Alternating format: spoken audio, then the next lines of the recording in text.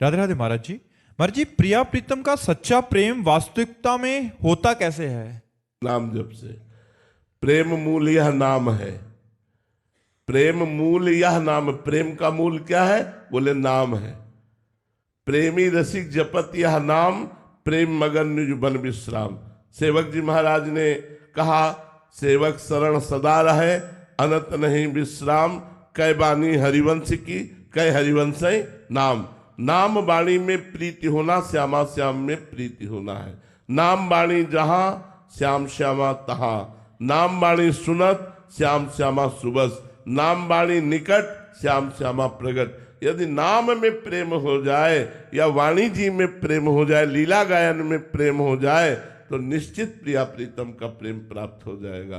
प्रिया प्रीतम के प्रेम का यही स्वरूप है नाम वाणी। और नाम वाणी में रति ऐसे नहीं होगी जब तक रसिकों का संग नहीं होगा। रेमन रसिकन संग बिन रंचन उपजय प्रेम। नाम वाणी में प्रेम तभी होगा जब रसिक महापुरुषों का संग होगा। इसलिए रसिक महापुरुषों का संग प्रभु से मनाओ कि हमें प्रेमी जनों का संग मिले और उनके संग से नाम वाणी में प्रीति हो, और नाम वाणी से ही प्रिया प्रीतम का पूरा अनुराग रस, वृंदावन, सहचरी भाव, यमुना जी, विविध प्रकार की लीला विलास, ये सब हृदय में जागृत हो जाता है नाम वाणी के द्वारा। महाराज जी, कोई आत्मा की अवस्था होती है या हमारा भाव, हम भाव से वहां पहुंच जाते हैं? प्रेम का ये स्वरूप समझना चाहते हैं। प्रेम का स्वरूप, प्रेम स्वरूप अनिर्वचनीयम प्रेम स्वरूपम, क्या समझना चाहते हो? बुद्धि से समझा जा सकता है। जो बुद्धि से अतर्क विषय, उसे बुद्धि से समझा जा सकता है। प्रेम स्वरूपम क्या? अनिर्वचनीयम प्रेम स्वरूपम। प्रेम का स्वरूप तो अनिर्वचनीय है। तो क्या जानना चाहते हो? महाराज जी, कोई आत्म स्थिति होती है या भावना होती है? नाम जप करो, आगे आगे अपने आप दिखाई देगा। नाम जप नहीं करोगे तो क्या जानोगे? तन मन के बिछुरे नहीं, चाह बढ़े दिन रैन, कबों संजोग न मानही, देखे भरी भरी नैन। क्या समझ पाए? क्या समझ पाए? अरे भैया, प्रेम समझने के लिए पहले मैं को खो। जब तक मैं को खोओगे नहीं तब तक प्रेम ढूंढे मिलेगा नहीं। और प्रेम जब मिलता है तो मैं नहीं मिलता, मैं खो जाता है। जब मैं था तब हरि नहीं, अब हरि है मैं नाही। अभी तो मैं में विचरण कर रहे तो बुद्धि से समझोगे क्या प्रेम? प्रेम तो सूक्ष्म तरम है, अनुभव स्वरूपम है, कामना रहितम है, गुण रहितम है। आप बुद्धि से गुण सहित जान सकते हो, लेकिन गुण रहित को कैसे जान सकते हो? गुण रहितम है, कामना रहितम है, सूक्ष्म तरम है, अनुभव स्वरूपम है, प्रतिक्षण वर्धमानम है, और सबसे खास बात अनिर्वचनीयम है।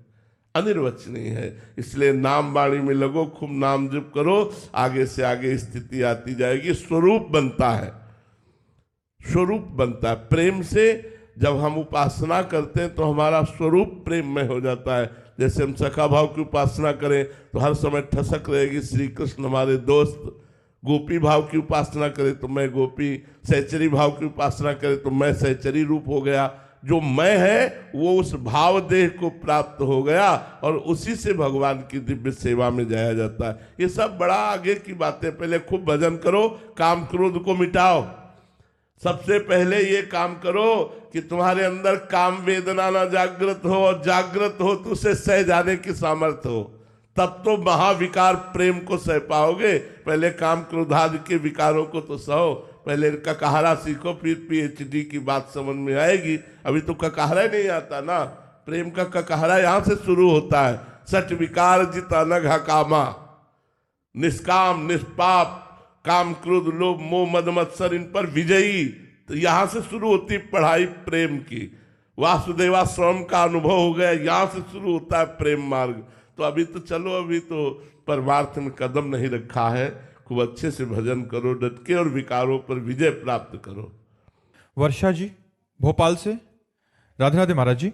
महाराज जी, भगवान जी का और संत जनों का धन्यवाद और क्षमा कैसे बोलते हैं महाराज जी? कभी धन्यवाद करना हो या क्षमा? भगवान को धन्यवाद देने का, भगवान को धन्यवाद कृपा मनाते हुए दिया जाता है कि हे नाथ, आपकी हम पर बहुत कृपा है। प्रभु, वैसे तो मैं आपके योग्य नहीं हूं, पर आपने जो कृपा की, आपने जो दुलार किया, मैं कोटि कोटि आपके चरणों में प्रणाम करती हूँ और आपके ही चरण शरण में रहना चाहती हूँ। बस आप कृपा ही करते रहिए, हमारे दोष और हमारे अवगुणों को दूर कीजिए, जिससे मैं आपकी सच्ची उपासना कर सकूं। ये धन्यवाद। और संत जनों से तो बस उनके चरणों में नमस्कार करके, आपकी बहुत कृपा है हमारे ऊपर। संतों को या भगवान को ऐसे नहीं कहा जाता धन्यवाद, थैंक यू, ये भाषा नहीं बोली जाती। संतों से कृपा की भाषा बोली जाती है कि आपकी हमारे ऊपर बहुत कृपा है, आपके चरणों में बार बार प्रणाम, आपकी बहुत कृपा है, ऐसा बोलना। संतों से ऐसा नहीं कहा जाता थैंक यू, धन्यवाद, ये सब नहीं बोला जाता। भगवान और संतों से कृपा की याचना की जाती है और कृपा में शब्दों को बोलकर उनके चरणों में नमन किया जाता है। डॉक्टर बबीता सिंह जी, महाराज जी आप कह रहे हैं कि आप एक महाविद्यालय के प्रधानाचार्य हैं। महाराज जी आप कह रहे हैं कि आज बहुत सारे युवा पीढ़ी जो कॉलेज आदि में पढ़ती है, महाराज जी वो किस तरह मतलब अध्यात्म ज्ञान से जुड़कर आगे बढ़ सकती है, क्योंकि आजकल आधुनिक शिक्षाएं। हाँ, है बहुत बड़ी समस्या और इसका समाधान अकेले से नहीं हो सकता है। इसका समाधान माता पिता, टीचर और मित्र वर्ग ये आपस में करे तो हो सकता है। नहीं, हमारा जो नया समाज है बच्चों का, वो व्यसन और व्यभिचार दो की तरफ बहुत रफ्तार से बढ़ रहा है। बच्चों में नशा बढ़ रहा है और व्यभिचार बढ़ रहा है। ये जब तक नष्ट नहीं होगा तब तक ना तो लौकिक उन्नति सही हो पाएगी और ना आध्यात्मिक उन्नति। हमें आज वो आए हुए थे कई टीचरगण, तो उनसे प्रार्थना की थी कि आप गुरु हैं, आप शिक्षक हैं, आप हमारे समाज को नया जीवन देते हैं ज्ञान के द्वारा, तो आप हमारे बच्चों को बचा लीजिए।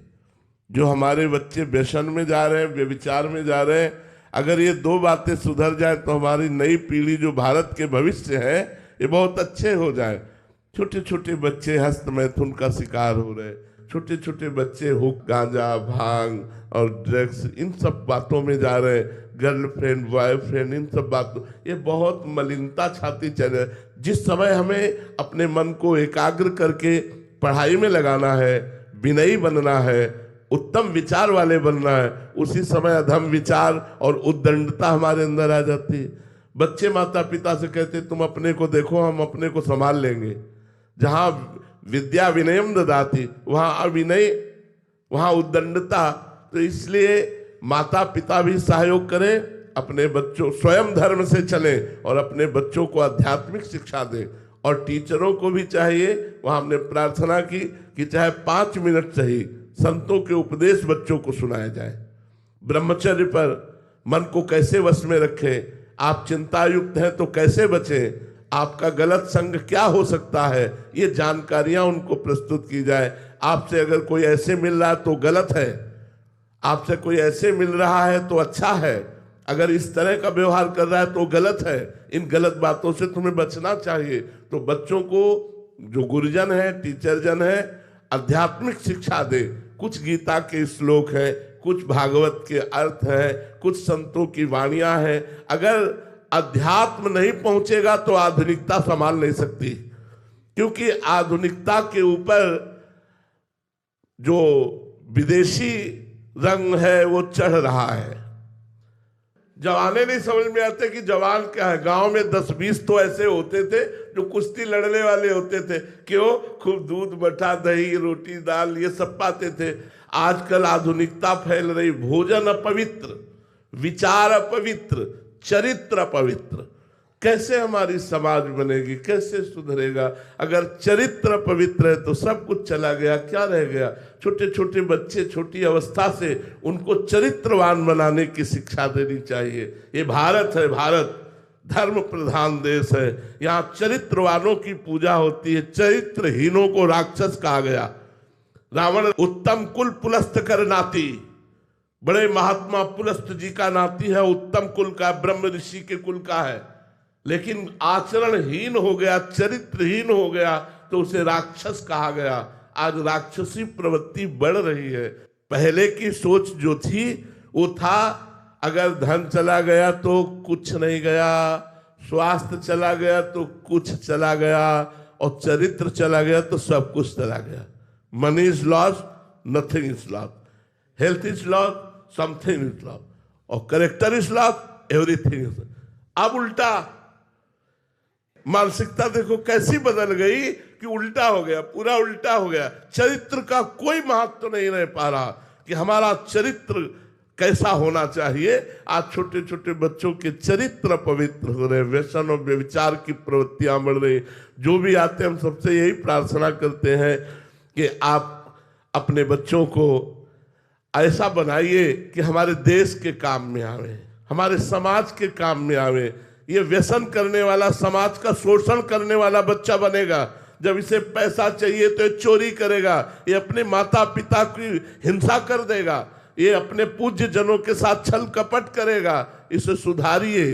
तो आज जो व्यसन और व्यभिचार की प्रवृत्तियां बढ़ रही हैं, टीचर से, माता पिता से और मित्रों से प्रार्थना है कि आप अपने मित्र को संभालिए, आप अपने पुत्र को संभालिए, आप अपने शिष्य को संभालिए। और हमारे भारत के भविष्य बच्चे, इन्हीं में से कोई एमएलए बनेगा, कोई सांसद बनेगा, कोई किसी विभाग में जाएगा, कोई किसी विभाग में जाएगा। अगर ये भ्रष्ट आचरण वाले बने तो समाज को सुख नहीं पहुंचा पाएंगे। यदि ये चरित्रवान बने तो एक नेता बनकर हमारे समाज को सुख पहुंचाएंगे, एक डॉक्टर बनकर हमारे समाज को सुख पहुंचाएंगे, एक न्यायाधीश बनकर हमारे समाज को सुख पहुंचाएंगे। श्री राधा वल्लभ लाल की। राधे राधे महाराज जी। महाराज जी, आप माया से बचने के उपाय बताते हैं, तो महाराज जी कह रहे हैं कि इनको दोहरी माया ने घेर रखा है, एक तो भगवान की माया, दूसरी इनकी अर्धांगिनी जिनका नाम भी माया है। तो हमें लगता है कि दोनों माया हमारे लिए बाधक नहीं है। बाधक जब हम वासना का शासन नहीं कर पाते हैं, चाहे बाहर की माया हो चाहे अंदर की माया हो, तभी हम परेशान होते हैं।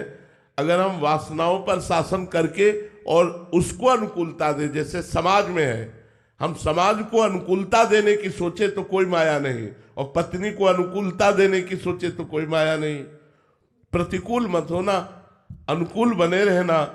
अभिमान करके नहीं निकल सकते हो, भगवान की देवी शक्ति है, सर झुका के निकल सकते हो। भले पति प्राणेश्वर हो उनके, लेकिन थोड़ा नम्र रहना। तो इसलिए भगवान का नाम जप करो और सबको अनुकूलता प्रदान करने की कोशिश करो। और अर्धांगिनी अपना प्राण होती है, जैसे हम अपने प्राणों का पोषण करते हैं, ऐसे अर्धांगिनी का पोषण करो। वो माया आपको बाधा नहीं पहुंचाएगी, वो आपकी अर्धांगिनी है, आपका सहयोग करेगी, आपको सुख प्रदान करेगी। लोक और परलोक के लिए वो संगिनी है, उसे निषेध मत समझिए। और देखो बाहर की भी माया, इसी माइक से हम भगवान का नाम और भगवान की चर्चा करते हैं, तो बंधनी हो गया। तो जो प्रतिकूल व्यवहार किया जाए तो माया निंदनी, और जो अनुकूल व्यवहार किया जाए तो माया बंधनी हो जाती है कि नहीं। तो माया तो बंधनी है। माया ने हमें शरीर दिया, माया ने शरीर पोषण के लिए भोजन दिया, माया ने हमारे मनोरंजन के लिए संसार रचा। निषेध क्या है? गलत आचरण, गलत व्यवहार, गलत चिंतन, गलत क्रिया। अगर ये छोड़ दी जाए तो माया आनंदमयी है, दुखद कहाँ है? दुखद है हमारे पाप, हमारे गलत आचरण, हमारी गलत सोच, हमारी गलत चेष्टा। इसी को तो संभालने के लिए सत्संग हो रहा है। अगर ये छोड़ दो तो माया माँ है। जैसे माँ अपने बच्चे को दुलार करती है, ऐसे माया हमारा पोषण करती, शोषण नहीं करती। शोषण करते हमारे विचार, हमारी क्रियाएं, हमारे आचरण। हम उनको सुधार ले, अपने विचारों को सुधार ले, अपने आचरणों को सुधार ले, गंदी बातों को सुधार ले, बस बढ़िया हो गया। कोई माया परेशानी नहीं। क्या परेशानी? अगर ये माया ना होती तो बैठे कहाँ होते? अगर ये माया ना होती तो इतनी आवाज कैसे सुनते? अगर ये माया ना होती तो तुम प्रेमानंद की आवाज भी नहीं सुन सकते थे, क्योंकि इस ढांचे के अंदर जो तत्व है उसको तो हम जान नहीं पाएंगे। हम बाहर जो निकलेगा वो समझ पाएंगे। तो बाहर जो वाणी निकल रही वो माया से। ये वाकेंद्री भी माया है, मन भी माया है, बुद्धि भी माया है। ए भाई, माया निषेध नहीं है, गलत आचरण निषेध है, गलत चिंतन निषेध है, गलत क्रिया निषेध है। जैसे देखो, बर्फी माया है, लेकिन ठाकुर जी को भोग लगा देते तो हाथ फैलाने का मन होता है ना, ए भाई थोड़ी सी देना हमको। क्यों? क्योंकि वो भगवान को समर्पित हो गई। तो नाथ सकल संपदा तुम्हारी, मैं सेवक समेत सुत नारी। कहा माया परेशान करेगी, आनंद ही आनंद हो जाएगा। अगर आप स्वामी बनोगे और अहंकार पूर्वक उसे दासी समझोगे, मनमानी आचरण कराना चाहोगे, तो फिर माया अपना रूप दिखा देगी। और अगर आप दास बनकर सेवा करोगे तो आपकी सेवा करती रहेगी, आजीवन आपको सुख पहुंचाती रहेगी। प्रीत जी इंदौर से। महाराज जी आपके चरणों में कोटि कोटि प्रणाम। महाराज जी सबकी ममता ताग बटोरी, मम पद मन ही बांध बरी डोरी। महाराज जी इस पद को या इस श्लोक को कैसे अपने जीवन में उतारे महाराज जी? देखो, सबसे प्रथम बात तो है खूब संतों का संग करो। जैसा संग करते हैं वैसा ही रंग चढ़ता है। संत भगवान के चरणारविंद की अनन्य ममता से युक्त होते हैं। तो जब हम उनका संग करते हैं तो जो लोक में जननी जनक बंधु सुत दारा, तन धन धाम सुहृद परिवारा, यह हमारा जो ममत्व लगा हुआ है ये उनके उपदेश से प्रकट हुए विवेक के द्वारा नाश होता है। जो ममता हम कहते हैं वो मोह से हुई है। जागतिक ममता का कारण है मोह, और मोह को नष्ट करने का बल लगता है विवेक, और विवेक का प्रादुर्भाव होता है सत्संग से। बिन सत्संग विवेक न होई। बिना साधु संग के विवेक नहीं जागृत होता, और बिना विवेक के समस्त मोह का नाश नहीं होता। और मोह गए बिनु राम पद होए न दृढ़ अनुराग। जब तक मोह का नाश नहीं होता तो भगवान के चरणों में दृढ़ ममता नहीं हो सकती। इसलिए खूब सत्संग सुनिए, नाम जप कीजिए, शास्त्रों का स्वाध्याय कीजिए, पवित्र भोजन पाइए, पवित्र आचरण रखिए, तो धीरे धीरे हृदय की मलिनता नष्ट होगी और प्रभु से अपनापन होने लगेगा। जैसे जैसे हमें भजन का अनुभव होगा वैसे वैसे सब ममता नष्ट होती चली जाएगी। अगर ममता हमारी प्रभु के चरणों में हो गई, बस हम माया पर विजय प्राप्त कर लिए। सबसे कठिन बात है प्रभु से प्यार होना, प्रभु से अपनापन होना। तो संतों का संग, शास्त्र स्वाध्याय, पवित्र भोजन, पवित्र आचरण, इनके द्वारा हम सांसारिक ममता का त्याग करके भागवतिक ममता को धारण कर सकते हैं। निखिल जी, राधे राधे महाराज जी। महाराज जी अक्सर लोग कहते हैं कि हमें आत्मसम्मान को चुनना चाहिए रिश्तों को, लेकिन जब कोई व्यक्ति ऐसा कहता है तो उसे आत्मसम्मान नहीं, आप देहाभिमान बताते हैं। तो महाराज जी वास्तविकता में देहाभिमान और आत्मसम्मान में क्या अंतर होता है? आत्मसम्मान तो संपूर्ण विश्व का सम्मान ही आत्मसम्मान है। हमारी आत्मा संपूर्ण विश्व है।